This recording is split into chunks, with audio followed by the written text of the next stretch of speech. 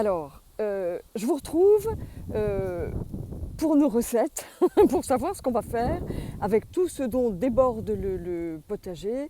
Alors en ce moment c'est les tomates, ça va bientôt être la fin, donc ça vaut le coup de les déshydrater, de les conserver, de les lactofermenter, de les mettre dans l'huile. Voilà, il y a plein de façons de les utiliser et déjà on va les récolter. Alors ça sont des tomates cerises.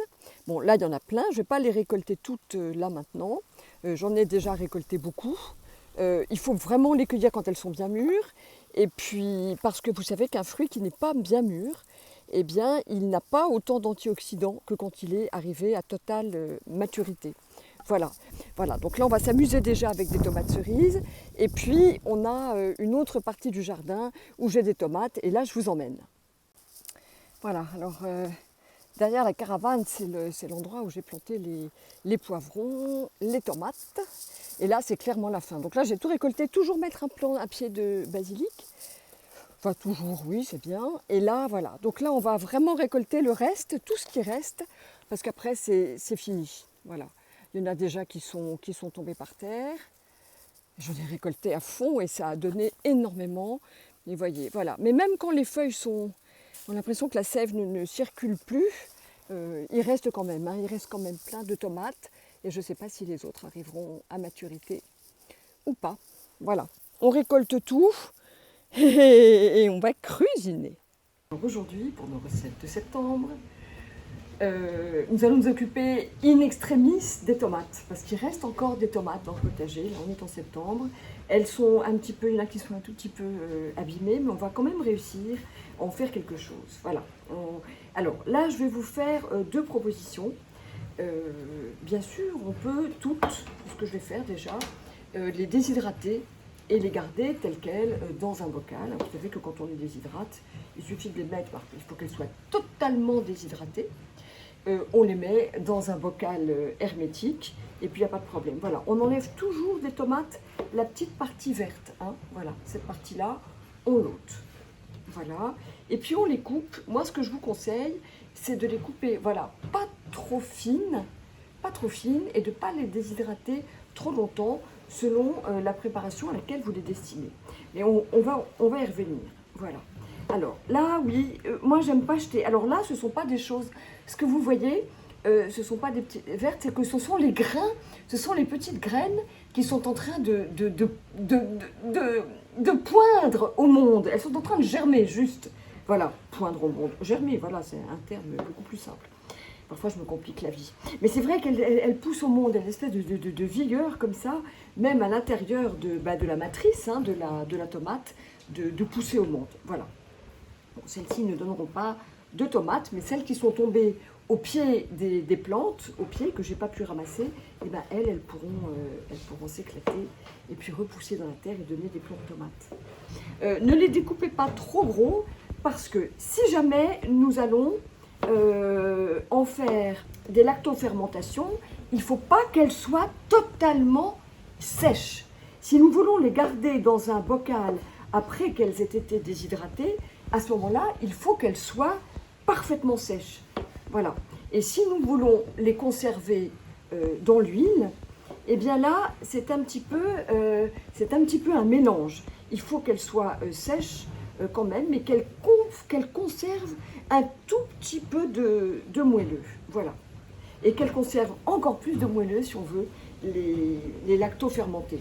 Voilà. Tout ça sont vraiment des techniques géniales qui vont nous permettre d'avoir des tomates et aussi du basilic. Voilà, vous avez vu que je fais des morceaux assez gros parce qu'il faut pas qu'ils soient comme complètement déshydratés, comme des chips, sauf encore une fois, si vous voulez les mettre dans un bocal en verre, et ça alors vraiment, dans un bocal hermétiquement fermé, vous pourrez faire ma fameuse sauce napolitaine, et si vous n'avez pas de tomates fraîches, eh bien, ça pourra très bien faire l'affaire avec des poivrons, qu'on trouve plus souvent quand même, et puis des tomates séchées qui donneront toute la saveur. Là, il n'y a aucun problème.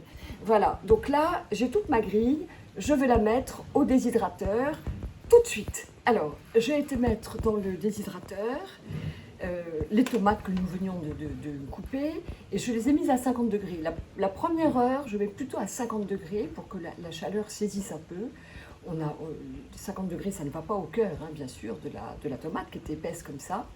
Et après, je mets à 45 degrés Celsius, température en deçà de laquelle l'intégrité des précieux nutriments de nos ingrédients végétaux ne sont pas menacés. C'est pour ça que la cuisine crue, elle ne menace pas l'intégrité de tous ces nutriments qui sont très précieux pour notre santé. D'où l'intérêt. Alors là, j'ai récupéré du coup dans le déshydrateur la même plaque, hein, j'avais coupé les tomates, les mêmes tomates qui venaient de mon jardin, et je les avais coupées de la même façon. Alors, celles qui, c'est vraiment, là vous allez voir vraiment, celles qui ont été coupées, qui sont restées un petit peu trop longtemps et qui étaient les plus fines, elles sont devenues vraiment séchées comme du papier, un petit peu comme du papier. Et il y en a qui ont gardé quand même une espèce de, un petit peu juteux. Là, si je les presse, ça va être un peu juteux, voilà. Et ça, c'est bien. Et c'est celle-là qu'on va mettre à lacto-fermenter, parce qu'on a besoin quand même d'un petit peu de chair. Il ne faut pas que ce soit complètement déshydraté. Ces petites-là, voilà, elles sont exactement bien parfaites, parce qu'elles sont encore un petit peu charnues. Elles sont encore un petit peu juteuses, un peu charnues.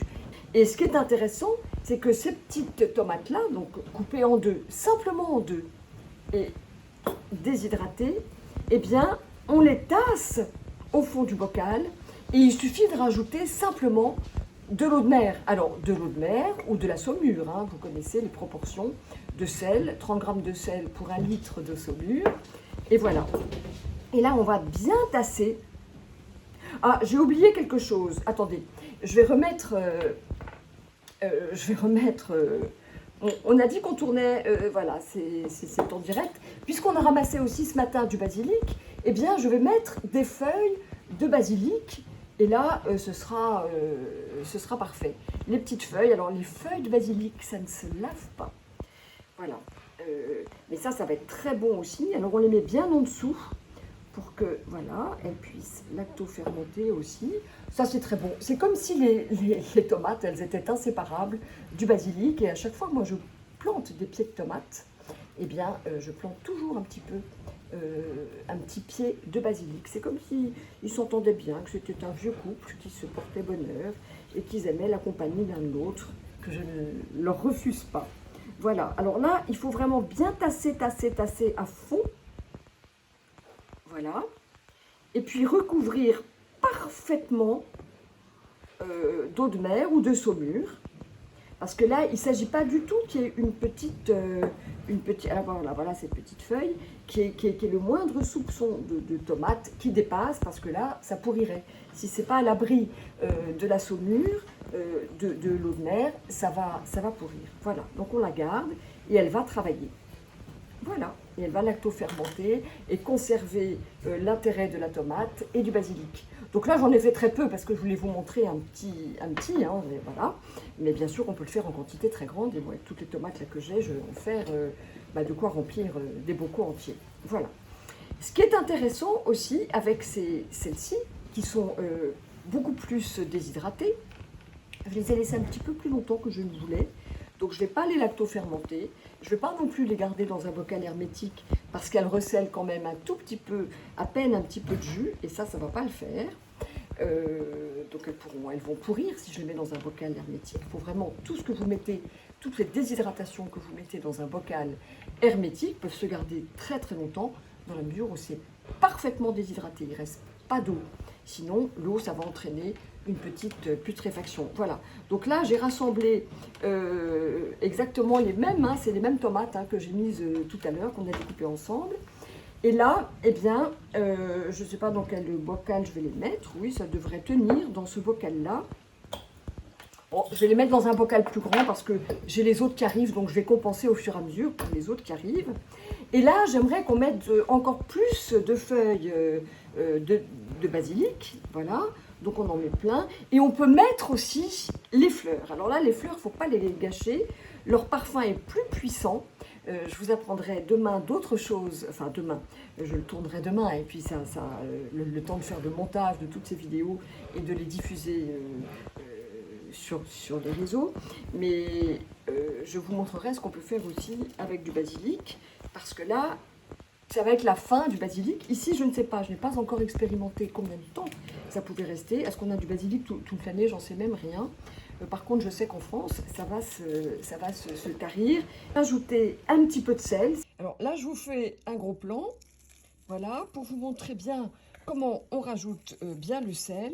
Lui, le sel n'est pas soluble dans l'huile, hein, il n'est soluble que dans l'eau. Et il va protéger les feuilles de basilic en les acidifiant. Et comme ça, voilà, elles supporteront de recevoir l'huile. Et puis maintenant, on rajoute les tomates. Donc là, j'ai mis à fond du basilic. Enfin, j'en ai mis pas mal. Je referai d'autres couches. Là, je mets toutes les petites tomates qui sont quand même déshydratées, mais pas tout à fait complètement non plus. Et là, tout simplement, alors là, je tasse à fond et je vais compter sur leur coopération parce qu'elles sont quand même un petit peu élastiques et caoutchouteuses et elles vont arriver à se tasser, à se mouler au fond du bocal. Les tomates, elles ont un pH qui est naturellement acide. C'est pour ça qu'il n'y a aucun risque de botulisme, par exemple, quand on les conserve avec de l'huile. Voilà. Alors, l'huile, c'est totalement étanche. L'huile, c'est totalement étanche. Ça va faire comme un bouchon complet et ça va complètement préserver vos petites tomates et les feuilles de basilic. Là, il n'y a aucun problème. Ce qu'il faut, par contre, c'est qu'il y ait absolument, je vous montre bien, voilà, c'est qu'il n'y ait absolument aucun morceau de tomate ou de basilic qui émerge à la surface de l'huile, parce que là, ça pourrait compromettre tout le bocal. Voilà, d'ailleurs, je vois une petite tige là, voilà, ben, je la mets bien en dessous, et puis je tasserai tout ça, bien sûr, je les mets bien propres, hein. Voilà, je tasse bien pour enlever toutes les bulles. S'il y a des petites bulles d'air, parce qu'elles aussi, hein, elles pourraient compromettre un petit peu la qualité. Il ne faut vraiment pas qu'il y ait de bulles d'air. Hein. Il faut travailler un petit peu, bouger un petit peu comme ça, bien que ce soit tassé. Mais les bulles d'air, normalement, elles vont remonter à la surface. Voilà, si elles ne le font pas, on les aide. Voilà, et là, c'est cool. Et j'ai les mains pleines d'huile. Ah, j'ai une excellente huile. C'est très bon d'avoir une bonne huile. Hein. D'abord parce qu'on fait des conserves. Il faut prendre une huile de qualité médiocre. Il faut prendre une très bonne huile parce que vous allez l'utiliser. Elle va être parfumée à la tomate, à l'huile d'olive. Vous allez tout utiliser là-dedans. On a l'impression qu'on a du basilic toute l'année. Voilà. Et des tomates. Voilà. Donc voilà comment lacto-fermenter des tomates et puis les mettre dans l'huile. Et là, j'avais déjà aussi un pot que j'avais fait, je sais plus combien de temps, il y a peut-être 15 jours, 3 semaines, je sais plus. Et voilà. Oh, ça sent divinement bon, ça c'est divinement bon. Et voilà, donc je montrerai en photo. Là, j'ai intercalé des couches de basilic avec des couches de tomates qui étaient semi-déshydratées. Voilà. Un peu plus que semi-déshydratées. Voilà. C'est là qu'il faut être un petit peu... Et celles-là, bah non, je les conserve directement. Ça fait longtemps qu'elles sont là. Hein. Je les conserve directement, comme ça, dans leur petit bocal hermétique. Et elles se conservent très bien. Ça fait peut-être plusieurs mois, là, enfin, disons 2 mois depuis le début de la récolte. Voilà. Eh bien, je retrouve très vite, très bientôt, parce que j'adore faire ça, pour des nouvelles aventures.